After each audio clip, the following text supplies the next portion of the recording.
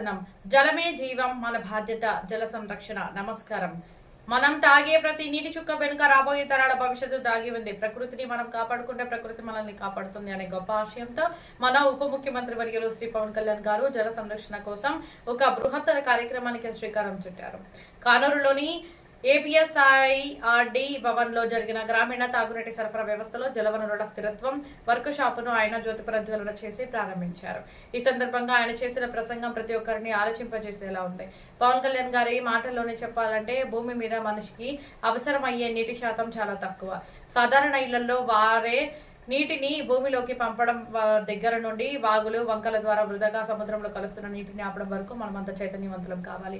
నీరు ఎక్కడుంటే అక్కడ అభివృద్ధి ఉంటుంది. ప్రభుత్వ కార్యాచరణ నీటి వృధాను అరికట్టేందుకు ఏప్రిల్ 6 నుంచి జూలై 14 వరకు 100 రోజుల నీటి వినియోగ డ్రైవ్ను రాష్ట్ర ప్రభుత్వం ప్రతిష్టాత్మకంగా చేపట్టింది. జల్ జీవన్ మిషన్ 2.0 ద్వారా ప్రతి కుటుంబానికి తాగునీరు అందించడమే కాకుండా భూగర్భ జలాల పెంపుదల, వర్షపు నీటిని ఒడిసి పట్టడం వంటి చర్యలకు యుద్ధ ప్రాతిపదికన చేపట్టాలని ఆయన యంత్రాంగాన్ని ఆదేశించారు. ముఖ్యంగా వేసవి కాలంలో గిరిజన ప్రాంతాల్లో నీటి ఇబ్బందులు కలగకుండా వాటర్ షెడ్ల పునరుద్ధరణకు ప్రణాళికలు సిద్ధం చేస్తున్నట్టు పవన్ కళ్యాణ్ గారు భరోసా ఇచ్చారు. మిత్రులారా, భవిష్యత్తు తరాలకు మనం ఇచ్చే గొప్ప ఆస్తి నీరు మాత్రమే. ప్రభుత్వం చేపట్టిన ఈ 100 రోజుల ప్రత్యేక డ్రైవ్ లో మనందరం భాగస్వాములం అవుదాం. నీటిని పొదుపుగా వాడుకుందాం, జీవకోటిని కాపాడుకుందాం. మరిన్ని తాజా అప్డేట్స్ కోసం మన ఛానల్ ని ఫాలో అవ్వండి. ధన్యవాదాలు. And basin based water conservation and made the district record in the groundwater rise of 8.59 meters in 5 months, revival of 962 minor irrigation tanks and recharge of 20,000 defunct bowels, and had a combined economic impact across various sectors of rural and urban economy.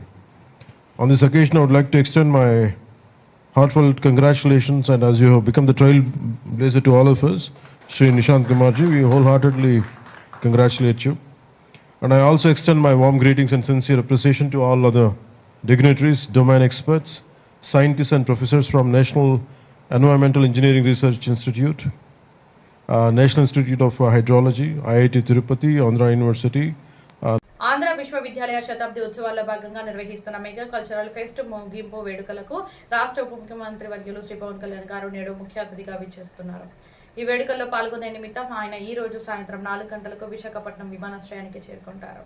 అక్కడి నుండి NAD junction, Kancharapalem, తాటిచెట్టులపాలెం, Telugu తల్లి flyover మరియు సిరిపురం మీదుగా భారీ కాన్వాయ్తో ఆంధ్ర యూనివర్సిటీకి వెళ్తారు. 100 ఏళ్ల ఘన చరిత్ర కలిగిన ఏయూ వేదికపై విద్యార్థులను ఉద్దేశించి ప్రసంగించడంతో పాటు కళాకారుల ప్రతిభను అభినందించేందుకు జనసేనాని వస్తుండడంతో అటు విద్యార్థి లోకంలోనూ ఇటు అభిమానుల్లోనూ భారీ ఉత్కంఠ